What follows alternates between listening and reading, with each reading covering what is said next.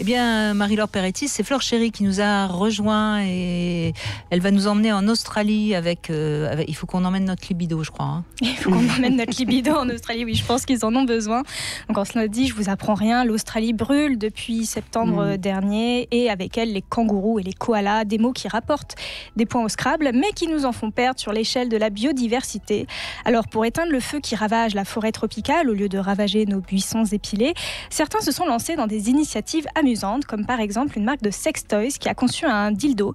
Dildo, ça veut dire gros goth phallique en plastique, pour ceux qui ne connaissent pas le mot, avec une base en forme d'Australie et un petit koala tout mignon gravé dessus. Tous les bénéfices de l'achat de ce jouet sont reversés à des associations de soutien à la catastrophe climatique. Mais la question de vendre un objet en plastique pour sauver des animaux peut laisser dubitatif, on vous comprend. En revanche, certains ont trouvé un moyen écolo de faire leur appel aux dons. Montrer son minou pour sauver des kangourous, c'est le projet d'une Instagrammeuse américaine, Kaylen Ward, qui a décidé de récompenser chaque don de $10 pour l'Australie contre un nude. Un nude, c'est une photo de soi une fois que tous ses vêtements ont brûlé, pour ceux qui ne connaissent pas. Elle aurait récolté $700 000 grâce à cette initiative, transformant le métier de tapineur en bénévole WWF. Les deux font du racolage sur la voie publique, mais force est de constater que l'un est plus efficace que l'autre. Alors peut-on encore donner $10 pour avoir une belle image afin de sauver des petits koalas ? Eh bien non, puisque la jeune femme a été bannie d'Instagram. La plateforme considérait qu'il s'agissait d'un service sexuel et que ça allait contre ses conditions d'utilisation. En revanche, j'ai appris que Meghan Markle et le prince Harry, les petits rebelles de la Grande-Bretagne, avaient fait un don récemment pour l'Australie. Et comme ils ne ratent jamais une occasion de faire le buzz, je pense que la suite logique, c'est la sextape, peut-être. Pour terminer par une bonne nouvelle, ils ont annoncé 50 mm de pluie la semaine prochaine sur l'Australie, à coup sûr un coup de Leonardo DiCaprio. Il a donné $3 milliards il y a peu de temps pour l'Australie. S'il appliquait la technique 1 minute pour un kangourou, ça va mouiller sévère dans nos culottes. Pour rappel, et j'en avais parlé dans cette émission plusieurs fois, ce n'est pas la première fois que le monde du X s'associe aux grandes causes écologiques. Je peux vous citer Pornhub qui avait réalisé le porno le plus sale du monde. Ça se passait sur une plage polluée et c'était également un appel aux dons pour nettoyer les océans. Je peux également vous citer l'initiative d'une marque de sextoys qui vendait des dildos en plastique recyclé des océans, ou encore le Bouffe mon clito pas le climat que l'on voyait fleurir sur des pancartes de manifestants écologistes. Le mouvement de la porno-écologie est clairement en train de prendre de l'ampleur. Faudra-t-il baisser sa culotte pour sauver des calottes glaciaires ? Et pourquoi pas après tout ?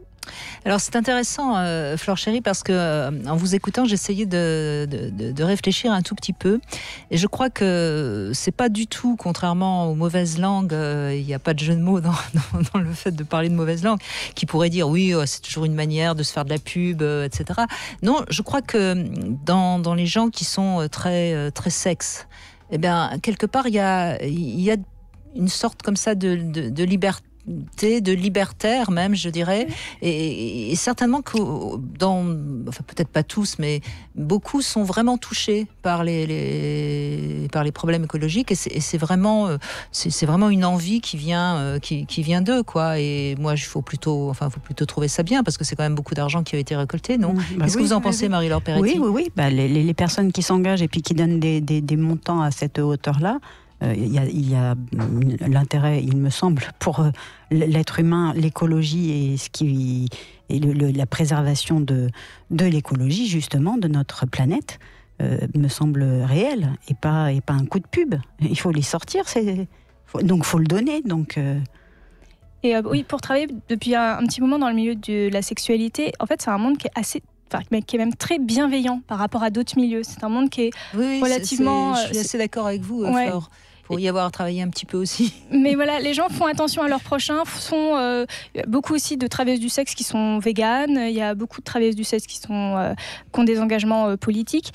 Donc non seulement il y a quelque chose peut-être même de politique à être travailleur du sexe, mais au-delà de ça, c'est vrai que ça participe à un climat très très bienveillant qui est lié à la sexualité. Alors peut-être parce qu'il faut déjà être quelqu'un de cool et de sympa pour se mettre tout nu devant tout le monde et d'assumer ça. Oui, peut-être. oui, en tout cas, il y a souvent, alors certains sont un peu dans le prosélytisme, hein, dans des gens qui sont dans le sexe, je pense notamment certains milieux libertins, il y a parfois du prosélytisme. Mais sinon, dans l'ensemble, c'est des gens qui sont plutôt tolérants et qui ont plutôt envie que ça aille bien autour d'eux, parce que eux-mêmes finalement sont libres, quoi. Oui, avec une assez grande ouverture. Tout à fait. Bon, en tout cas, est-ce qu'on peut encore mettre des slips kangourous? Ah, ça c'est la bonne question. Très bonne vanne. Merci Flore Chéri. En tout cas, je rappelle que vous travaillez également pour ce site qui vous permet de réaliser vos fantasmes si vous êtes en couple, un site que vous avez créé avec Arthur Vernon, qu'on salue, mysweetfantasy.com. Donc si vous êtes en couple là et que vous avez démarré l'année un peu, vous savez pas trop comment mettre de la fantaisie, on va sur votre site mysweetfantasy.com. C'est ça. Et puis on décrit le fantasme qu'on aimerait et puis vous vous chargez de le réaliser. Flore. Exactement, mais dans le cadre de la loi, c'est-à-dire pas de contact sexuel entre les clients et nos sweeties, ce sont nos comédiens. Bien sûr, il ne faudrait pas tomber sous le proxénétisme. Problème du proxénétisme, Eh oui. évidemment. Merci Flore Chéri. Merci. Merci à vous.